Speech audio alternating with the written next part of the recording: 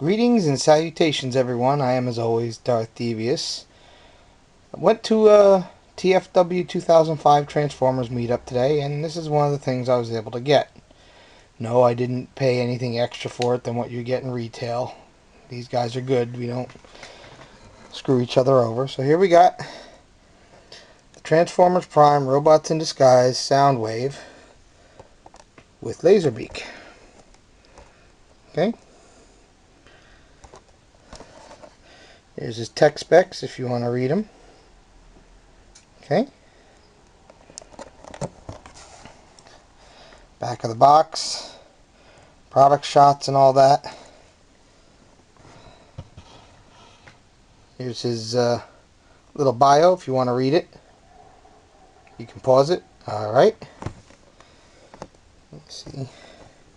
It's robot mode, plane mode, drone mode, whatever. On the bottom you see the other members of the wave. Bumblebee, Cliffjumper, Wheeljack. So, not a bad looking package. Prime packaging does seem to stand out a little bit. So they did a good job with that. Alright, we're going to get him open and take a better look at him. Be back soon.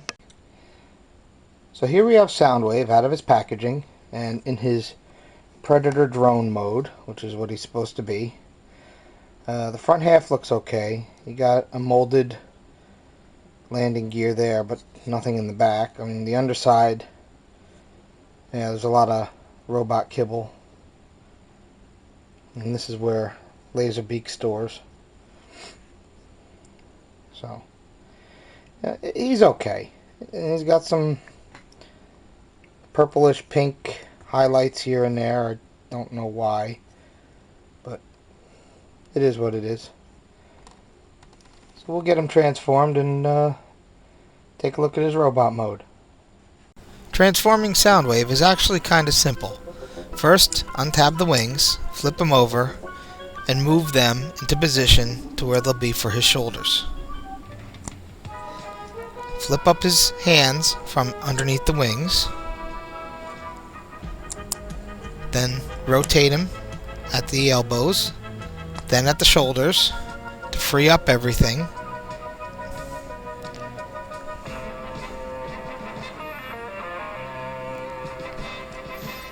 Next we split the legs. The nose cones flip back and then flip onto themselves against the legs, though on this side mine does have a slight problem.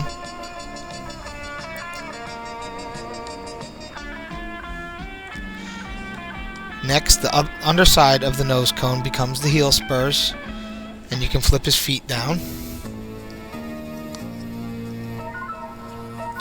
Next, chicken leg both of his legs at the knees. Pull the engine assembly back, flipping out his head, fold the engine into his backpack, and he's done. Okay. So here's Soundwave in his robot mode, and I have a few problems with his robot mode. For one thing, I know his arms are long in the show, but this guy can almost scratch the bottoms of his feet without having to stoop. These are just a bit long to me. It's just a little odd how his arms work. His head, if you try to move it too much, it'll pop from where it is and his chin will be down in his chest. I don't know if that's just mine or it's everyone's. On here, when I transform him, this is always popping off of this tab. This part here is supposed to sit in this space here, and on mine it refuses. On this side it does it nicely. You can see. This side, no. Also, the chicken leg look on him, I know that's what he's supposed to have, but really that gives him no real knees. So he's kind of odd in that way. I mean, he's not a terrible figure, but He's also not one of the greatest that I've ever had. You know, and Laserbeak's here in his chest. Pull him out. And flip his wings up. There's a little Laserbeak.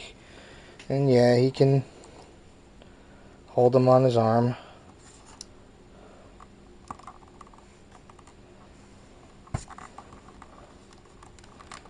You know, if he needs to.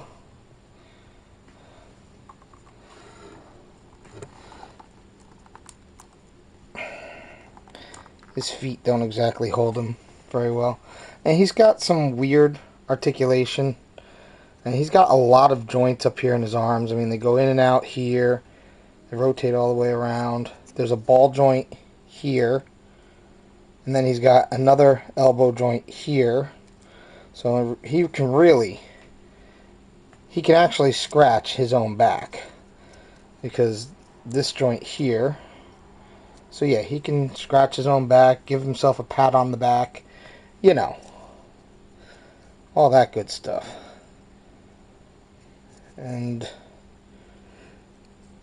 like I said, his legs are limited. He does have a slight ab crunch from transformation.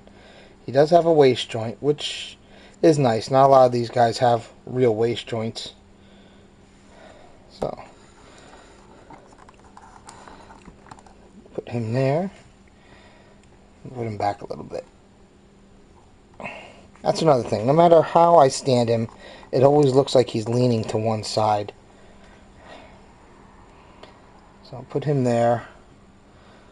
We'll bring in Starscream.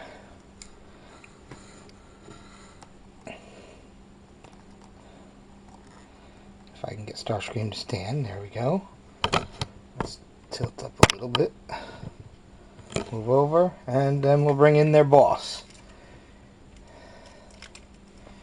There's Megatron. He looks good with those two guys. Starscream is a lot larger than him for a deluxe, though that is the first edition version of Starscream, so I would expect it to be larger. Megatron is, as a Voyager, is considerably larger, as you can see, but they still look good together.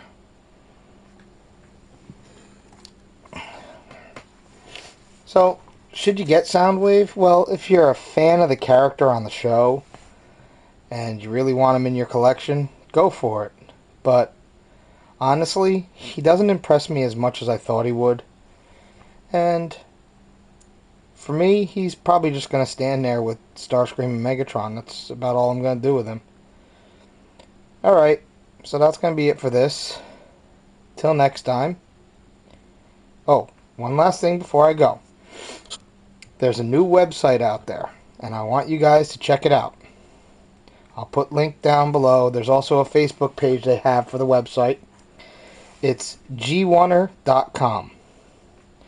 Okay? g1er.com. I want you guys to check it out. It's a really cool website set up for basically fans of a lot of the G1 stuff, the toys, things like that, the shows. Really good site, run by some friends of mine. And I'm trying to give them some support. So if you guys could check it out, I'd really appreciate that. Till next time, you guys, all you, be good. Starscream, I have need of you, front and center. What is your command, Lord Megatron? Find Soundwave. I need to get the energon consumption reports from him. He seems to have withdrawn to his own corner of the ship. As you command, Master. Ah, Soundwave, there you are. Megatron demands that you give me the energon consumption reports. Did you not hear me? Soundwave, I am talking to you.